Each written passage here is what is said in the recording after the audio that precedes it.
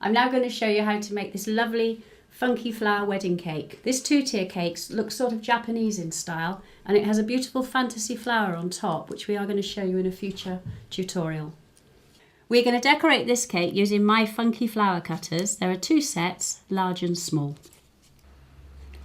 You want to cut a selection of different colours and sizes of these funky flower cutters because we layer them on the cake. Now a good idea is to cut them, but because we add a little bit of pastelage or flour paste, and the one that I recommend using is the Renshaw's flour and modelling paste, add about 1/10 of this to 9/10 of your decor ice, and this will just be able to be rolled a little bit thinner and be a bit more flexible. But because we are adding that, it will dry out quicker. So when you cut them, pop them into a plastic bag like this, and it will leave them a little bit flexible for a bit longer. So we take our funky flower cutter and we're going to cut out one of these big white ones. When you cut out with it, slide it round on your work surface just to make sure you get a really, really neat, good cutting edge, and then pop it out like that. Pop it into your bag, and then you can use that when you're ready to stick them on the cake. So decide on the colours you're using, decide on the layering, and cut them out. We've also got some little ones here, which I've cut out using this little teardrop shape cutter, and these are small ones in green. Once again, store those in a bag. So take your cake, and we're going to start sticking on these layered flowers.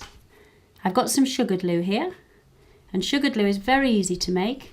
If you just put a little bit of the decor ice into the bottom of a container like this, cover it with water and pop it in the microwave, you've got a quick glue that you can use for a couple of days. And I'm going to brush it onto the back of there. We'll start with the big one. Brush it all over the back, right out to the edges. Here we are. And just make sure you've got a nice spacing of these so you haven't got them too close together, and just pop it on like that. We'll now go for a brown one on there. Because these have been kept into a plastic bag, they're still just flexible enough for me to use to stick over a curve on the cake. Pop that one on top. Don't concentrate on trying to get it dead centre. The beauty of this cake is a bit haphazard, a bit crazy, so you do want some of them to be off centre. In between the big ones, I'm going to stick some smaller white funky flowers. Once again, brush a little bit of sugar glue onto the back and just press firmly onto the cake like that. We're going to stick another big one here. When you put the sugar glue on the back of it, do make sure you don't put too much on because it will seep out and show on the blue surface of the cake. So only a little bit, and just pat that one on. We'll add another brown one to the top of there.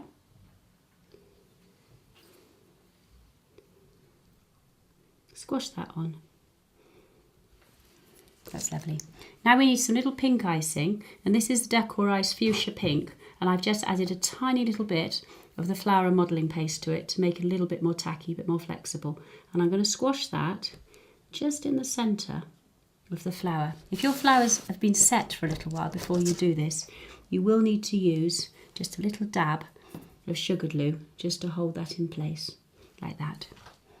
So most of these flowers have got a little pink centre.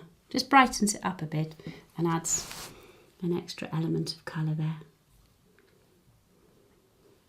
Now I've put around the bottom of my cake a fine band of ribbon like this. This is optional. You could always pipe round there, or you could put a strand of pearls, but it does look nice with a little fine band of ribbon round there if you wish to put that there.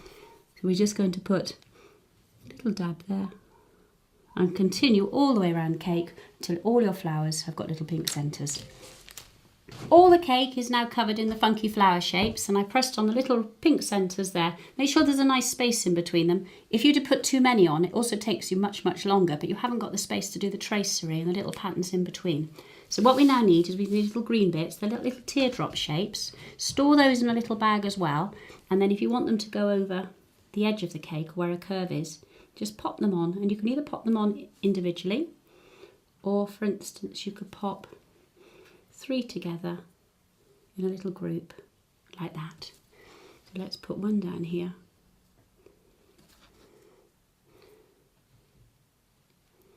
And maybe another one there. And you do that all around your cake, but I'm just going to show you the front section. So you've got your little green bits on. Now you want some brown royal icing, and the brown royal icing wants to be in a number 1 tube, a 1 or a 1.5, but no larger than that. And we're going to do some tracery, actually joining these flowers with these little green leaves. There is a tutorial coming which will show you how to do the tracery and also how to do the dots. So start close to your cake, and I'm actually scratching on the cake as I'm piping this line. So don't raise the bag and drop the line because it will come out too thick. And then you could curl the end of that one, and perhaps one here, which takes you to there. Now I love these curly shapes on my cakes, I use them a lot. So this one could go there, there, and there. And you get this lovely feeling of the whole design joining up and tying up with each other. If you wish, where your little leaf joins there, you could do a little blob, and that will look lovely. That will just make it like it joins perfectly there. So a little bit more around here.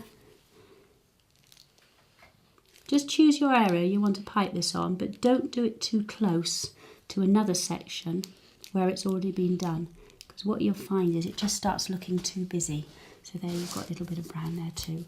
And the final one, I'm just going to pipe there. Now we need to have some pink royal icing, and this is going to be popped into a piping bag. Don't put much in there, and just fold that over. And this is for doing graduated dots. And once again, there will be a tutorial on doing dots, graduated dots, and also doing this tracery design. Now these dots I use on a lot of my cakes, and I'm going to do different sizes of them coming out from the flowers, starting with the small ones. And they just once again fill in those spaces, and that beautiful bright fuchsia pink just lifts the cake as well. Now finally, around these little pink blobs in the centre of my flowers, let's do some little dots there. All the way around like that. Don't have to do it on all the flowers, but maybe just on a few of them.